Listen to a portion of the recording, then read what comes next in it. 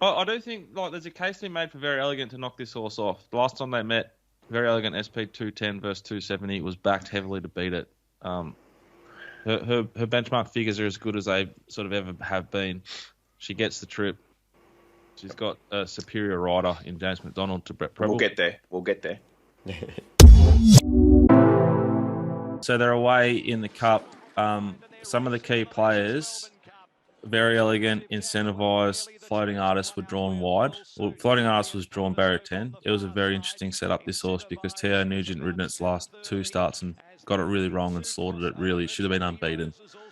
I thought his ride was the best of anyone in this race. The horse just wasn't good enough. J-Max sort of restrained slightly, Very Elegant, and just dove into the rail to try and get a spot.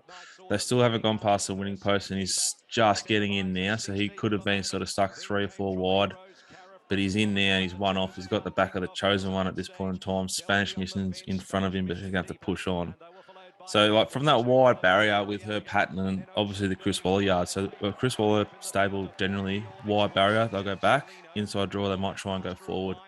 So for her to not be last, she's worse than midfield here, going like around the corner the first time. It's still a pretty good spot. You know, she's almost midfield. So Incentivise the favourites gone forward and sat outside the lead of Persan. So OSL's outside the leader.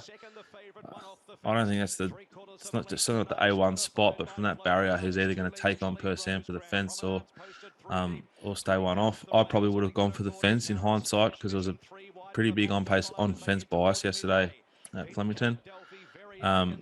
Floating Artist, Teo Nugent has slotted this thing into the 1-1. This is one back, one off the fence. Probably the best spot in racing. So it's often a little bit less relevant deal in staying races, particularly like 3,200 meter races. And you can sell that by like the margins are so big that little bits don't matter as much. Sort of the best horse can sort of often win, the best stayer.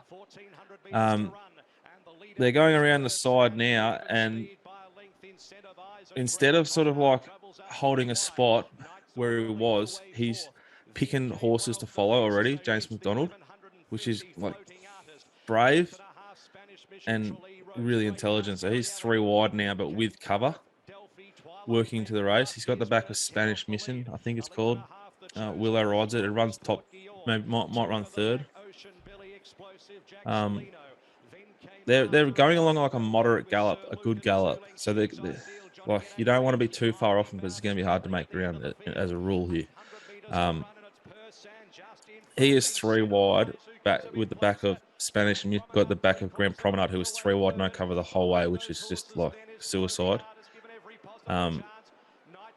We're coming into the straight now. Like Very Elegant is winning this race here. If you watch it live, like you can see all the other jockeys' elbows are really into their horses. Their whips are out. He hasn't even moved, and he's already sort of almost outside the leader.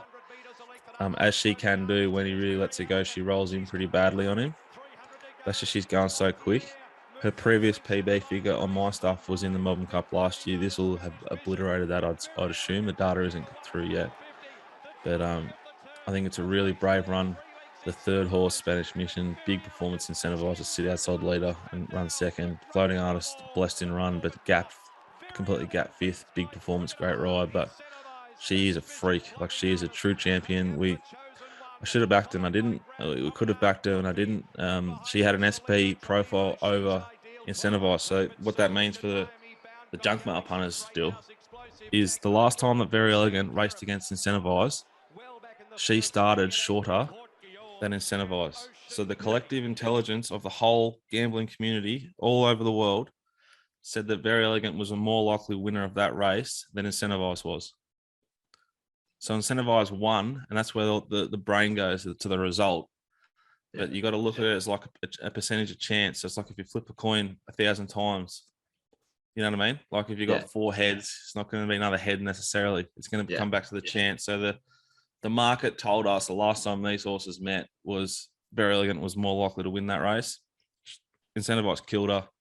I think he's a champion. That she is a proper beast of a champion. She's an outstanding horse.